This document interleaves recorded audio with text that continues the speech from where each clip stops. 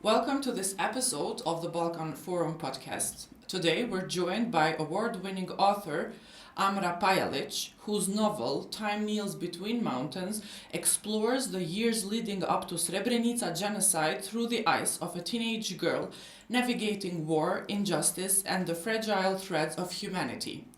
In this conversation, we discuss her creative process, the emotional and ethical responsibilities of writing about atrocity, and her commitment to remembrance, accessibility, and community storytelling. Amra is joining me virtually, actually, and it's my pleasure to welcome her to the podcast. Thank you so much for having me on.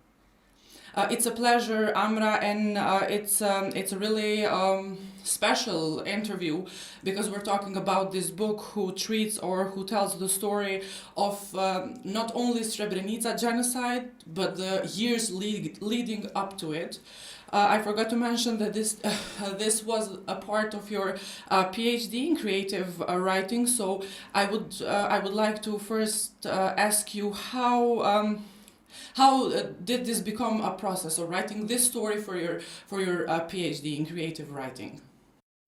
Okay, so I started writing a crime novel. I have written different genres. I started out young adult writing and then I tried romance.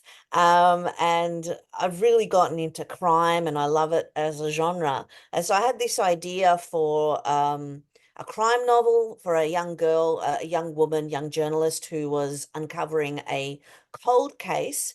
And for some reason, I'm of Bosnian background, and in Australia, I'm from an non-English speaking background, and most of my characters have been Bosnian. And then I thought I'm going to try writing a character that isn't Bosnian, and so I tried that, and I didn't really like it at all. I was like, this isn't very interesting.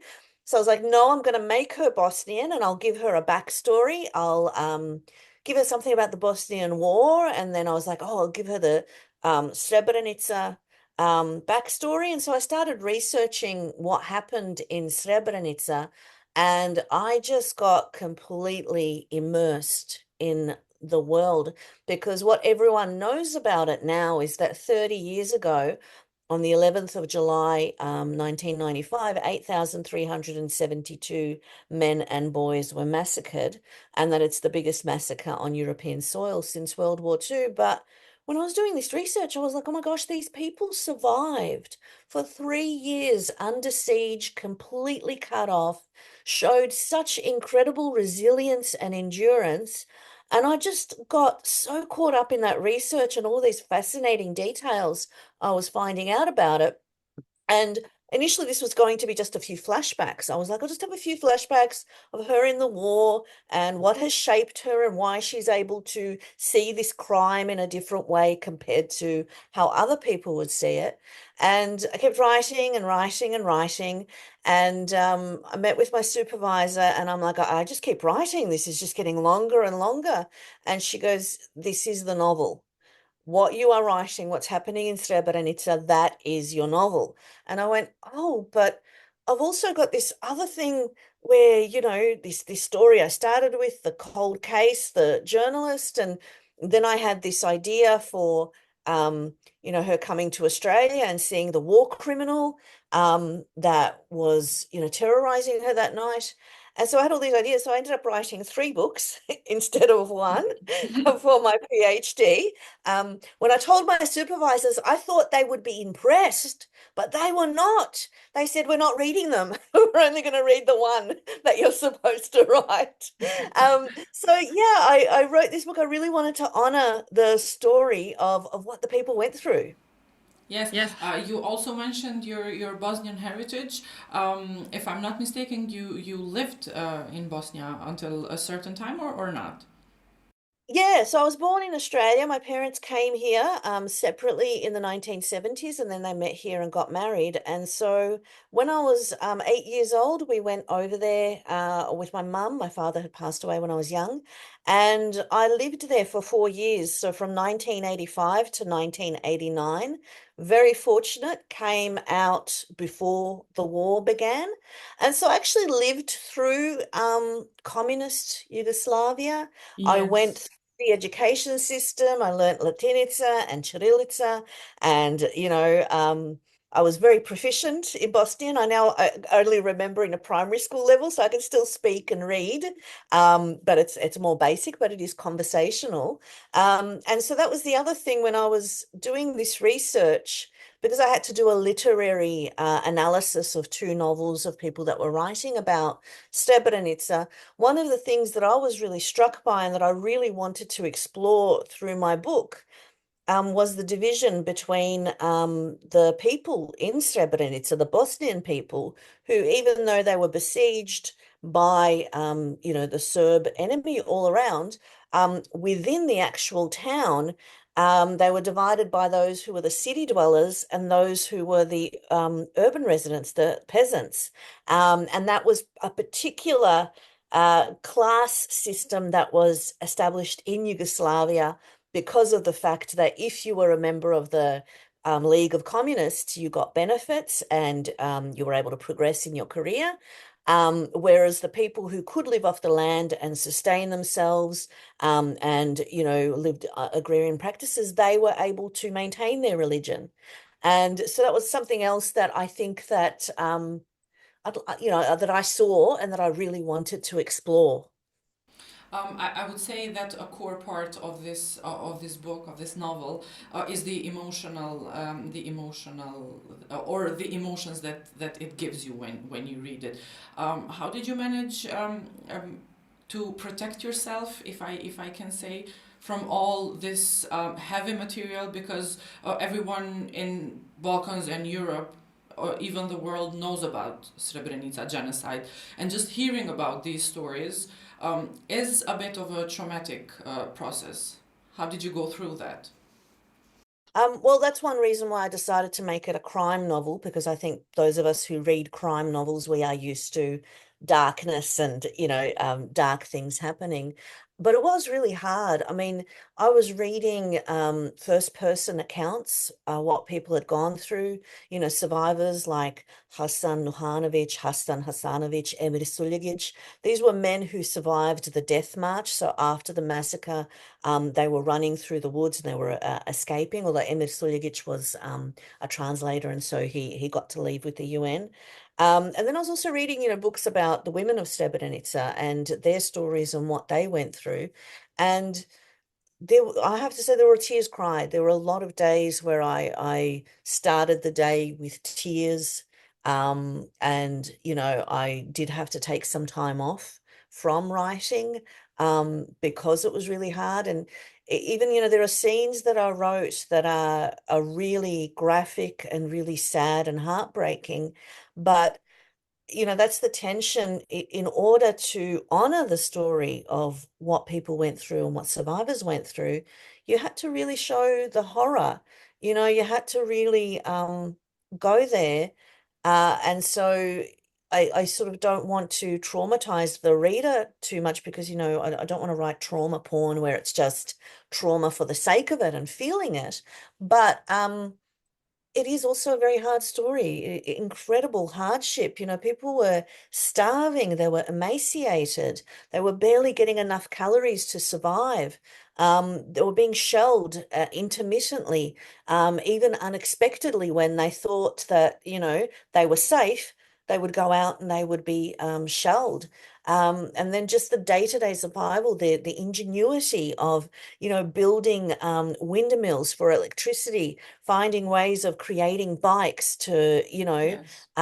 survive. It was just fascinating as someone who has had the privilege of not living through war to really see how the human spirit can survive and can, find ways of finding hope and, living still in the midst of this incredible hardship. Exactly, and the story, correct me if I'm wrong, but in some ways asks whether survival in war is possible without losing one's humanity. Did your writing bring you any closer to an answer? Yeah, that's the one thing that I sort of found really interesting, especially when I was reading the accounts of, people who had had friends who were Serb friends, because that's, before the war, a lot of people consider themselves Yugoslav.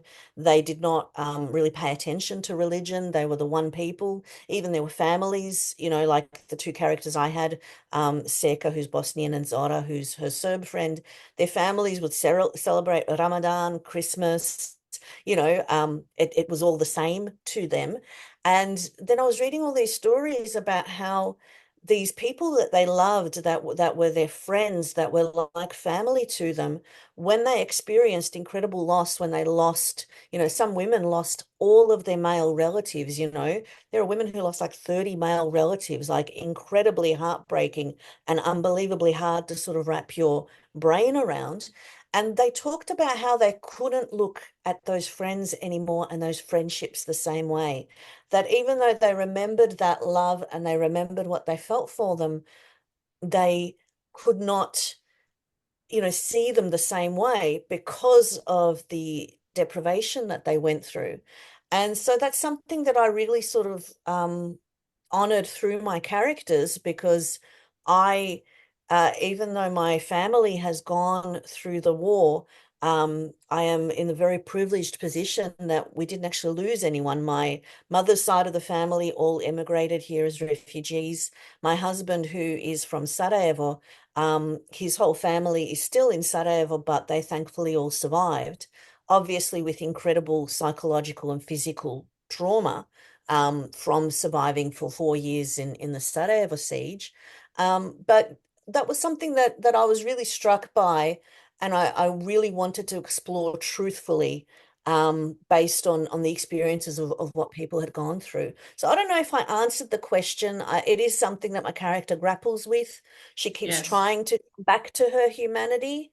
Um, and I think that there is some truth to that, because I remember when I've gone, like, my first great heartbreak of my life was when I suffered a miscarriage. And I had this moment where I was like, oh, not all your dreams come true. You have dreams that don't come true. And that was the first time where I was like, oh, this is what life is. And I was actually profoundly bitter as a result of that, while I was processing that grief. And I was very fortunate where I had my daughter already. So this was my second pregnancy. And so I've still had the privilege and beautiful experience of being a mother. But I was very bitter and I was not a good person. I did some really mean things, and I remember even people that I loved, like a friend of mine who had we would have had our babies, both of our babies. We had our daughters, first daughters, close together, and then the second pregnancy we were both pregnant about the same time, and they would have been close together. And I even remember like looking at photos of her daughters and going like, it's so wonderful for her, but still feeling this like bitterness that I didn't get to experience that. And I think, based on my experiences, that's the hardship. That's when you really see who you are as a person, because it's really easy to love and to be Exactly. a good person when life is good. But when you are really suffering profound grief and hardship, which thankfully I haven't, I have suffered grief and hardship, but I have been very fortunate where I haven't suffered some of the things that my characters did. But I'm like, it does change you. It does make it harder to sort of maintain that sense of self. Yes, and getting back to the story of your book, the UN has now declared the International Day of Reflection and commemoration of the Srebrenica genocide. In your view, what did this recognition mean to the survivors and to everyone who had gone through that a tragic event, if I can say? Well, I think it's very important because, part of the reason that needed to happen is that Srebrenica now belongs to Republika Srpska, and there is genocide denial. I follow people on Twitter who live there. There was a post I saw where, on the day of remembrance, on the 11th of July, people were driving through the cemetery that is there in the memorial. When people, for example, publish a book, about Srebrenica or do some writing or do some exhibition, people show up and deny that it occurred. And so it is really important because it is about proclaiming that this is the truth. This is definitively what happened. There is, absolute proof that it did happen.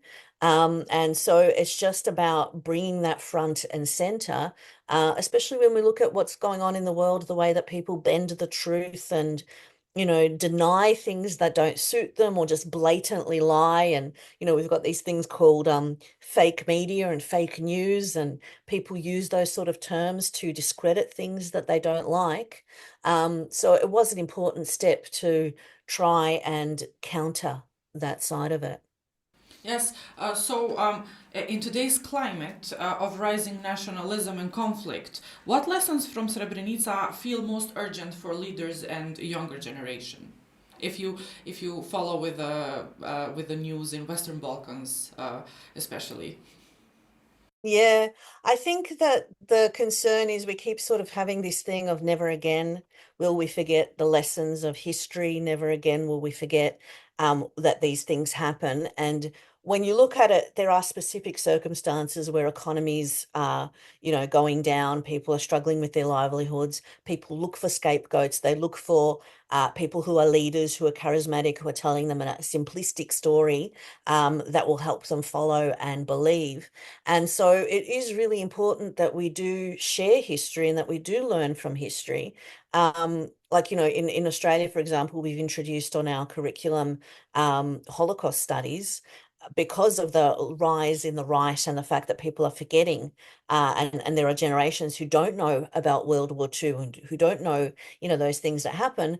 But I do think that we need to apply it broader because when we look at so many places in the world, people who are racially the same, just like they were in Bosnia, just like they were in World War II, look the same, but they managed to dehumanize the other, even though that they are racially different, even though they're racially identical, to make them as if they are completely different on the basis of religion, on the basis of, all of these things. We really do need to go back to history and we need to learn from history and learn about the horror that can follow. That horror of when you start dehumanizing people and you start targeting this group, and then you start targeting that group, and then you start targeting that group, just like in that story about World War II, when they came for certain people, I didn't speak up because I wasn't one of them until they came for me. And so that's what happens where we're in this situation where it's so easy to dehumanize and to distance and to go, well, that's not me. I don't look like that. That's not anything to do with me. But all you need is, the certain circumstances to come together with an economy falling apart and, certain struggles to take place in the lives of people. And unfortunately, we are sort of seeing a lot more of that with the role of media and with the way that certain stories are being told and certain stories are being privileged. And that there are pressures in terms of media and financing and stuff, but there is also um highlighting certain views and not giving that education and that overview that people need. Yes, I want to follow up kind of this your answer. Being an educator, the role of education and history books and what we learn in history, because here in Kosovo we as well have some examples what we learn about the events of history in Bosnia as well. I mean, it's completely different what we as Albanians or Bosnians as Bosnians learn in history and the Serbs, for example. Yeah, and that was when I was in Yugoslavia. We were told just a history of Yugoslavia, the shiny bits of The Yugoslavia, glory, yes. the glory days of Tito. And and also there was a lot of Serb people who were being elevated in their achievements, and there wasn't enough recognition of the diversity of, what was Yugoslavia, which is all of the different Mm-hmm. parts of it. So, as an educator, like I teach humanities, I teach English, but and I find that's what I find really important, to make those real world connections, and to, really teach that. But also, like as a teacher, one of the things I love is that students see things. Sometimes we sort of go, oh, social media, it's a terrible thing. These kids are always on social media, but there are a lot of young people who get some really, they get the world information, they get world news from social media. And I mean, it all depends on your algorithm sometimes, but it is important. And so then I have them bringing things into the classroom, and we have conversations about it. And so, that's what I think the important thing is as a educator, which is, sharing knowledge and sharing stories and giving a voice to students, and also taking that responsibility for education, and for trying to, get people to use critical thinking. Like one of the best things I did at university was studying politics, which was all about look under the rock, metaphorical rock. Yes. People are telling you this, they're telling you this, but what's really behind there? What are they trying to distract you from? What are they trying to get you to, not pay attention to? Like, I follow a lot of comedians on social media, and a lot of them are talking about US politics. And comedians are great for dissecting the politics and the political situation, where they're like, oh, look at all these things Trump is saying, but where's the Epstein files? What's going on there? So, just Exactly, yes. way that there's that distraction and that circus, and that is the education system does need to do that, does need to provide that media literacy and that critical thinking, in order for people to go, well, because look at the last election in the US. Everyone believed everything a certain person was saying, and now they are all quite disenchanted and are like, oh, people can just open their mouths and tell lies. And it's like, yes, you need to question everything. You need to check facts. You need to check your sources.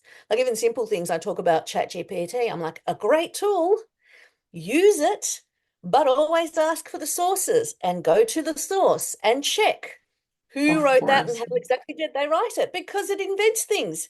It goes, oh, this is what you would like. Let me just give it to you. And then when you go to Mm-hmm. your source, you're like, oh, that's not even there. That doesn't exist. And these are the things that we really need to have those conversations about as educators. Yeah, Amra, this interview goes to the Bull Balkan Women series. So it really is my pleasure. But I want to talk about the women portrayed in your book that act as an emotional anchor and carriers of the community memory. What does this novel you mentioned it earlier, but I want you to go more into the detail. What does this novel reveal about the strength and leadership of women during war? Well, a lot of stories are not shared about women in war. So, even in Srebrenica, there were women who went on the front lines, who were like, I need to take care of my sons. I need to take care of my husband. And so they were on the front line, cooking, cleaning, rushing around, trying to move whenever the front line moved, taking all their things.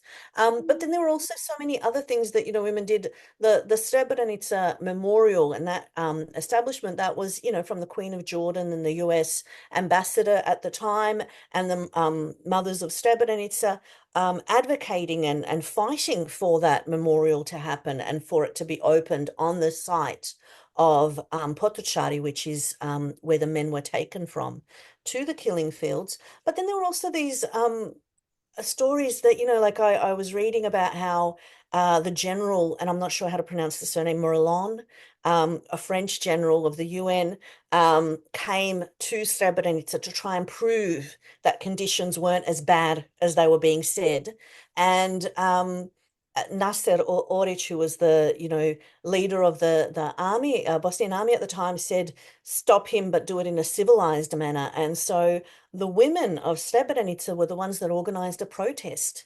They were the ones who surrounded his car and who did not let him leave, and who kept begging him to do something to help them, to, get them out of this situation that they were there for a year. They were starving. Their children, were barely surviving, and begging him and imploring him to help them. And he did. He declared that it was a safe zone, and that forced the UN to introduce the resolution. Now, it wasn't done very well.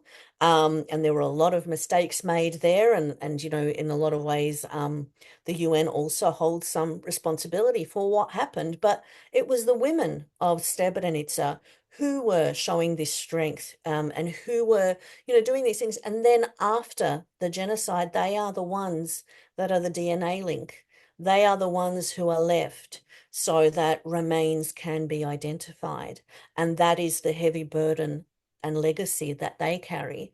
And so that was one of my goals with this story. I created the character of Serka, a young girl, to really show the reality of, even like women falling pregnant under siege, and giving birth and having Mhm. children. Like, it takes such strength to do those things, but then to do it in a war, it's incredible. Yes, so to conclude this interview, before I thank you for your time, I want to ask just one last question. What do you hope the book Time Kneels Between Mountains contributes to global conversation about justice, remembrance, and fighting a historical eraser? Well, I hope that people who, read the book can really see and honor the story of Srebrenica, and also take some action in terms of learning more, and for that learning to inform them now in this time that we are in terms of thinking about how those people, the politicians who are promoting nationalist views, what is it that they are doing? Why are they doing that? What do they want? Like, when I was reading the survivor testimonies, there were so many instances of citizens saying, I didn't want this war. I didn't want to be here, and yet I'm fighting in the trenches. I didn't start this. It was the politicians. They were the ones who were wanting something from this. They were the ones who were gaining. And yet, on the front lines, it was the ordinary people who were sacrificing their lives and who were suffering incredible deprivation and horror. And I think that that is something that is really relevant today, to think about, when we are hearing certain views, and when we are seeing things that are being promoted, ask questions, fact check, learn more. And so that's what I hope that if people read this book, that they will get out of it. But even if not out of this conversation, that they, even these days with AI, I keep sending my husband reels of cats, and he's like, it's AI, it's AI, it's AI. And I'm like, Yes, exactly. oh, well, I can tell. He goes, well, look at this. And I'm like, okay, I need to start paying attention more. And that's the thing. We all need to be a little bit more vigilant in this time when it is so easy to manipulate the truth. Amra, thank you so much for your time and this interview. Also, thank you for your insight, your courage, and your dedication to preserving memory through storytelling. It really was a pleasure for me. Thank you so much for having me on. I really appreciate it. And to you, our dear listeners, thank you for being with us in this episode, and join us for the upcoming episodes. Until next time.